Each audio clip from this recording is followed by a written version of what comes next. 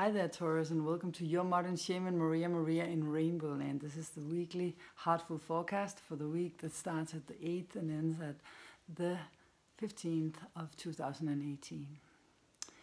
So this week I am starting off with the shorter version of the Taurian report, where I won't go that much into the actual details of the astrology, and then I'll just give you the main themes of the week, and afterwards we will go a little deeper into it. And this week we have, what was her name, the winner of the contest this week? Her name was Carla, or is Carla Josefina. Congratulations with half an hour of a reading with me that you get for free because you shared the video. And if you want to win next week's 20 minutes to half an hour actually of a personal question you can ask me and giving me your birth information, then I will, if you share this video through the compartir, the share button, speaking a little too much Spanish, sorry, then you can share it on different kinds of social medias like Pinterest, Twitter, Facebook, Google, the Google account, and then I will draw a winner next week and see if it's you. You have to write in the comment section if you have shared it, so that I know if you've shared it or not. So then you'll be participating. Well, this week, Taurus, this is an interesting week because we have a new moon in Libra. And I think I'm going to start, besides from the new moon, to talk about your planet first. Because Venus, your planet, your ruler, is in square with Mars. So it's a kind of relationship struggle, and Venus is in a section where there's more, in Scorpio, there's more an objective approach to things on your part, to your relationships, how you relate to others. You're more calm in the way, and you're more, in balance and in harmony in your relationships. And you're also playing on your home court, we have in square with Mars. So Mars in Aquarius for you guys is in your 10th house, so you are very self-assertive. This will give you a boost of assertiveness where you are like, no, I want things this way. So you kind of, I wouldn't say rebelize, because we don't rebel in the 10th house, but we are assertive about what we want. And when it's for you guys, Taurus, now with this constellation and your planet involved, if there's something that has been bothering you with someone in your life, whether this be your husband, your wife, your kids, your friends, whoever at work, you're probably going to be assertive enough this week to speak up and say what it is that has been bothering you. At the same time, we have the new moon in Libra, Mercury also here leaving Libra this week. But this means that there's a focus and an intention, perhaps even also, and an ability to manifest something that has something to do with your health, your fitness, your diet, your work, your day-to-day routines, your organizing skills. So something that you have wanted to organize and do and change in your daily life for a long time is more manifestable this week. And Mercury is also gonna, no, actually I want to mention first that we have the square to Pluto. So of course it can also, with Pluto and Saturn up there in your 9th house, you've probably been having a while of you releasing for a while, a great while now, with these two very strong planets in the 9th house. It's a liberation of some kind where you want to expand your mind and be more liberated, and you are doing so, and you are making more space for you, instead of always, if you've been used to always being the one that just had to fit in and had to do what, you were just doing your duty and always the one that people could rely on. You always did the predictable thing that was expected from you. Then with this constellation, you really have Saturn and Pluto supporting that you break free of this, that you transform and you become independent and with your own opinion and what you want to do. And of course, with the Pluto squaring down to these things, there can be some tension that comes up to the surface this week around these things. Maybe because you are putting some cards on the table and someone else is not as happy in your day-to-day life as you are about your new ideas. Then we also have Mercury leaving Libra, so it's going to be you thinking about organizing things in your daily life, and then moving into your 7th house of communications and your relationships, clarity, you understanding, being objective, also in your relationships, understanding other people's point of view. And I think there was also a King Kongs between Chiron in Pisces, Chiron up there in your 11th house. You may be very idealistic, and then down there to Mercury as it enters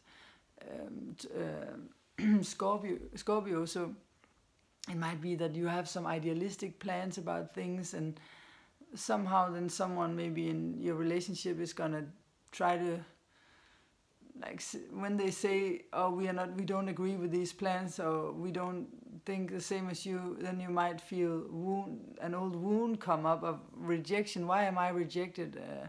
Why don't you receive me with this? And then we had, what did we have else? We had Neptune. We had Neptune in, we have Neptune in Pisces, and Neptune is also probably going to be involved in this. Yeah, it's Neptune in Pisces. Yeah, that's the blurry thing, like where you're trying to get clarity over something that you would like to manifest in your, you're trying to make these plans for the future that I talked about before, and there might be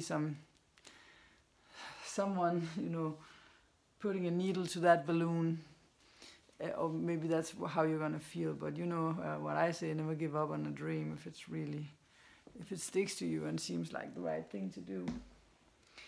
Okay. So card of the week for the Taurus.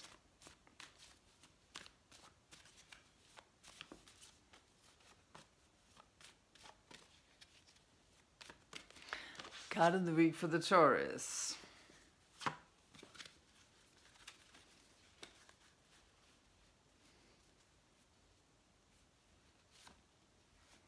Ooh. This is as appropriate as it gets, because I just talked about in the beginning of the report the assertiveness. So this is you believing in yourself, flying forward with what you are passionate about. So you don't hold back, you do what you're passionate about, and you're supported in this, in acting and doing something, getting those things said and done that you've been waiting to say or to do. Then you can make, the second part of the week especially, you can make great progress. We also have a good Saturn combination to Mercury that moves in, like, communication-wise, you can manifest some of that liberty that you want. And it's the second half of the week, you'll make great progressions with that. Thanks for watching. And remember to subscribe or share the video if you want to participate in the contest. You can also click the little bell and you'll get a notification every time I upload a new video. And now the collective report, if you want to see it. It's more deep and it gives information for everyone. But if you just want the straight facts, then this is it. Don't follow trends. Follow your heart. Oh, and by the way, I just wanted to say this, the last aspect that I mentioned can also be someone that comes with some brilliant ideas for you that you also can open up to. So be receptive of because the 9th house is activated. So someone who has a clear vision and who can see the truth of some situation could come and give you some information this week. It's the Mercury, which is understanding, thinking, clarity in a sextile to Saturn up there in your 9th house, where you liberate yourself, where you get some higher education or open and expand your mind. You may have some kind of partnership with someone, or have some very good conversations that will bring you clarity and what you want.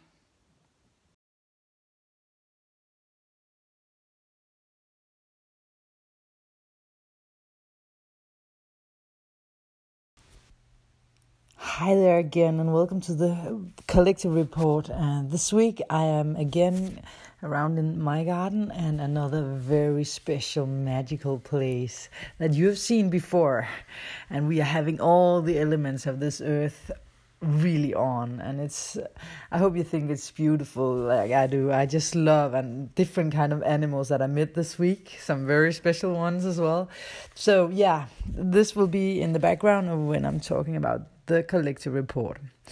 So there's something I want to say before we go into the planets, and that is that when we have the consensus reality on this earth, I've said it before, but then we are talking about a tipping point of our collective consciousness, when we are ready collectively to alter to a new level. As we entered the age of Aquarius in 2012, but maybe it got more into effect as we reached 16 and 17. But this is a longer story, because of course this is also a long process, but it is our consciousness altering.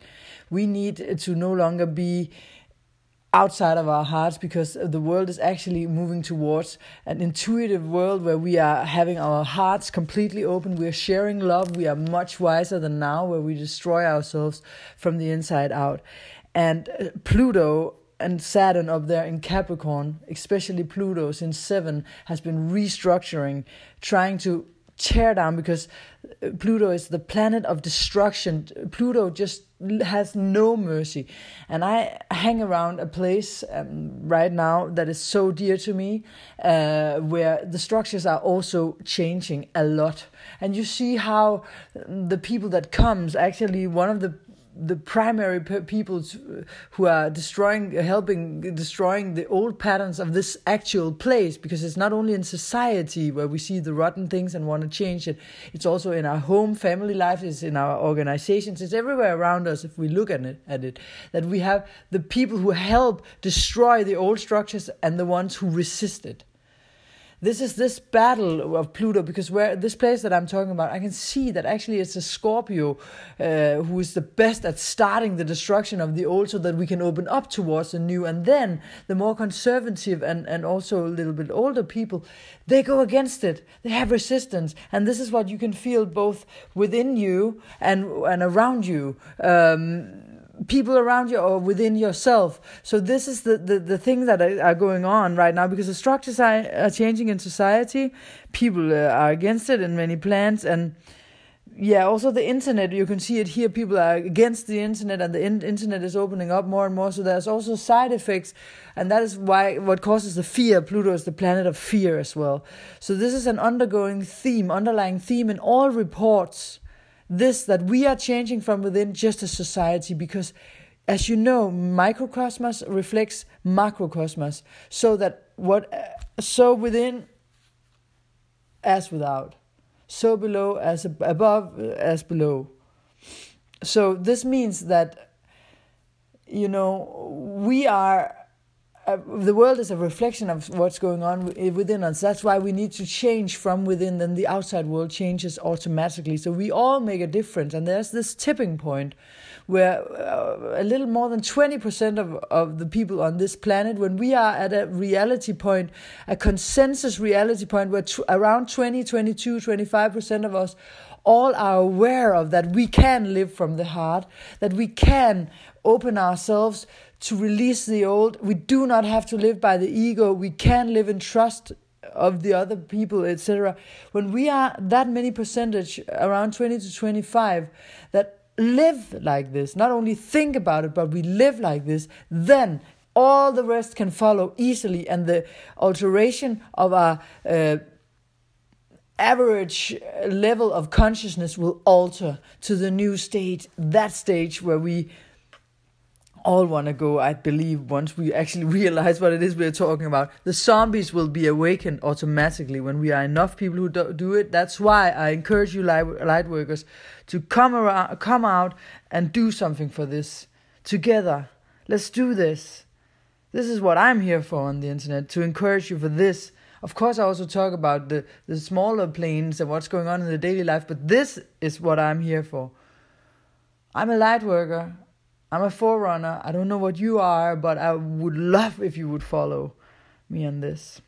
So Venus for 40 days, this cycle has started, and we are on the 27th day. Now we have 27 days left of this walk in the desert. So yeah, Venus is in the underworld.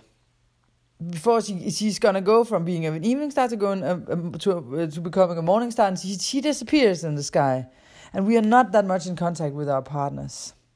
So since the 6th of December, Venus has been in square to Mars. So it's six weeks, as I told you also in the report, 6 weeks of Venus square Mars since the 6th of September, and this is about what is the best path for you. You know, and also feelings of justice and deep sexual connections as well, and actually Mars started this conjunction with Venus in October last year, and now we are at the what do you call it, in a three quarter part of this transit, because they're squaring now. So we and it's about shared money. So we're talking about a shared life. Limits, boundaries between us. Where are our boundaries? Can we live this life? Are we able to live with this partner, or do they cross our boundary? Or do our family cross our boundaries too much, or can we find an equilibrium? Because it's between Libra and Scorpio, so it's about boundaries and justice and balance and harmony. Finding where you are, where you can also let go and move towards your partner, but also know where you cannot where you can only do so much and cannot adjust anymore. So actually this story, it will be up in the news I mean now, because of the square, I mean from the 6th of September and the 6 weeks ahead, but then it will be an underlying theme still, and then it won't end until they conjunct again on the 24th of August 2019. So this is a longer process, but we are taking the grandest part of this now. And also got something to do with some parts of the May, you know, Uranus square to Mars. It's also ending now, as I said. So there's some things that are lightening up, but the Mars Venus deal is going on, but some certain ego parts are ending now, so we won't feel as losers anymore. So Neptune, we have Neptune in Pisces. I want to mention Neptune as well. And mention Neptune, wherever Neptune are in your chart is where we blindly have to trust and have faith in the process. And especially in Pisces, where we really have to let go of the process and trust in the universe, in God, in life, in love, in whatever surrounds us. No matter how hard it seems, we gotta trust that life, or God, or whatever you want to call it, got it. And I'm not talking religion here. Religion is I don't want to condescend anyone, because I also come from a family which were Christian with the priest, etc. But it's kind of like the kindergarten of spirituality, and after spirituality, there's other layers of freedom. But with religion, we have to look at pictures. We have to have someone to do it for us. We are not actually walking the path until we reach spirituality, where we learn to walk ourselves. And when I talk about God, I'm not talking about religious God. I'm talking about Creator, all there is, the thing that's unnameable. So back to the Venus in retrograde Mars square, where it's gonna stand still for 10 days. It's kind of like, I want to enter this new world, but does it have the depth? Does it have what I want? And right now we are releasing so much intensely because of the new world we are entering. We have to release, so we have to take this intellectual and emotional confrontation with ourselves, and ourselves as the ones who has to decide what it is that we have to do. But again, I'm talking about the Neptune, where we have to trust the process and not fear it so much and worry so much. And all this dialogue that we had about with ourselves, about what others think, about what we do, or what does other people think about if I say this, you know. For many of us, this has transcended. For me, indeed, it has. And now it's all about you, but also in much more, where you have to now think about yourself and your future. Are you with the right people? Did you take the right steps last week and the weeks before them? Did you take responsibility? Saturn is still king-konging the nodes to a certain extent. Well, 6 months from now, as we talked about in the past week, Chiron is going to come back into the Aries. So a lot of purging we have to do until then. What I really want to stress is that you have to think about the now. Don't worry about the future. Be in the now. Remember that we manifest our thoughts, so keep them clear. Jupiter's out in a month, and there will be a lot of shifts here. This Venus retrograde is radical. It's not normal. It's kind of like so potent, and since it's going from evening to morning star, and we are kind of in a cleaning process now, where we are, kind of in the car wash, maximum car wash, where you're the gold edition of the car wash, those kind of car washes. So this cleaning process where it's not good to over-focus on knowing all that's going to happen. You have to let go of control, even though Saturn wants control. And also, there's another aspect. There was a mom that asked me this in one of the private sessions. She asked about this thing about the Scorpio. I have some really clever viewers because they know a lot about astrology, some of you guys. So, yeah. She was talking about the curling children aspect. She was not using that word that we are here in Denmark. I don't know how many of you guys use it, but that is where we do everything for our kids. Curling is this sport where you prepare the road for this thing that slides on the ice. So a curling child is someone where did you remember to pack your bag? Did you remember to put this in? How is your life gonna be? Let me buy you some more. Let me make sure you're the popular kid, so I get you the right shoes and the right that is the curling phenomenon. And she just came out of a divorce, and it's so typical when you are in a divorce, because she felt guilty because she made the mistake that most divorced parents do, and maybe you're a divorced child as well and know about this from your family. Because there will be also a lot of divorces in this period. There have been, and there will be, because we are changing. So we grow apart. So it's very important also to say this in advance. If you are in a divorce, remember not to buy your children because you miss them. It's not good. That's not what they want. They just want to know you're there and you love them. You don't show love by giving stuff. And that is Scorpio. That is the aspect we have now. If we don't put the right boundaries, and don't feel guilty if you already did, or if you feel tempted, etc. Because Scorpio is also guilt.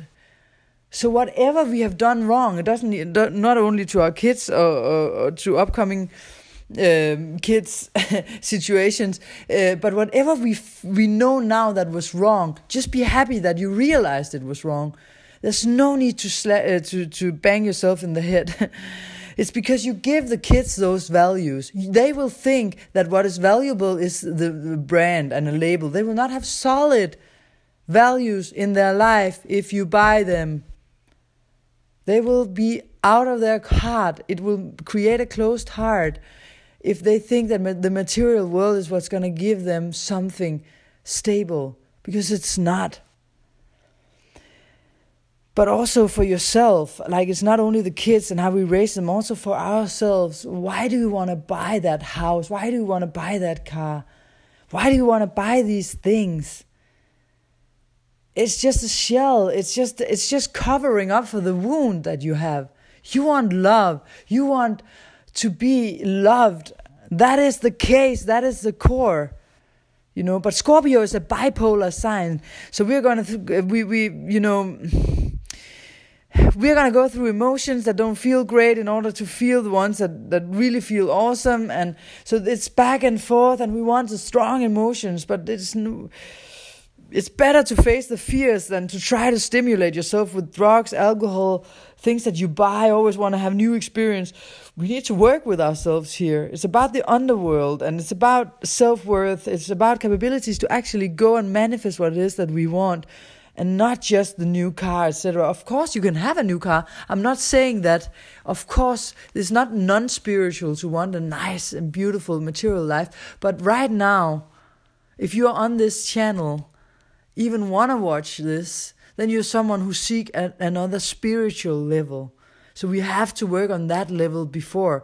The other things will come if it's on our schedule, and if we really believe and trust that they can come and we want to work for it. But real happiness do not come through success, fame, money, status, all these things. I know it's a cliche to say, but this world, or even likes on Instagram, likes on Facebook, all these things.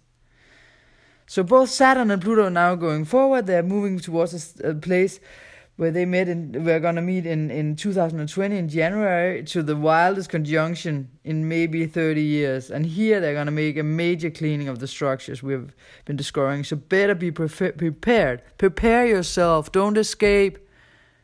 It doesn't matter all these superficial things. We are here to change the world.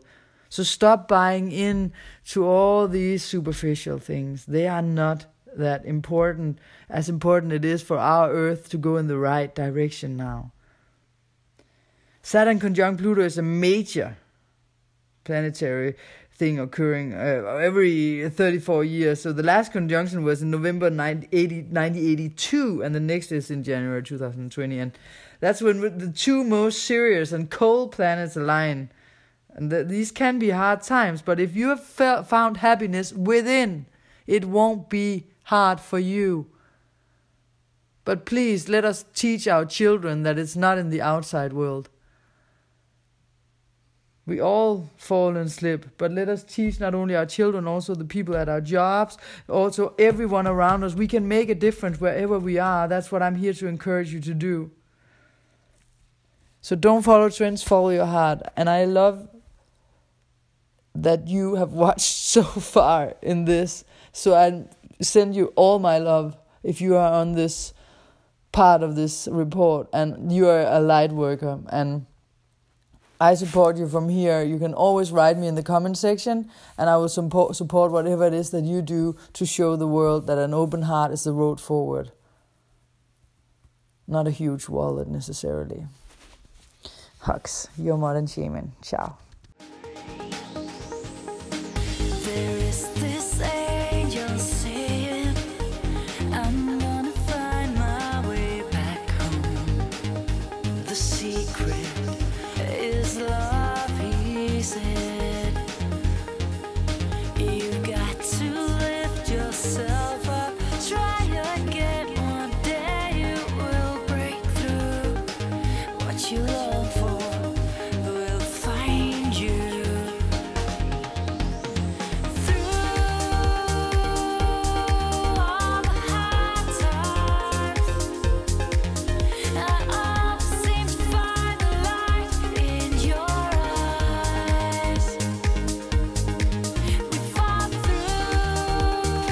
Don't follow trends, follow your heart.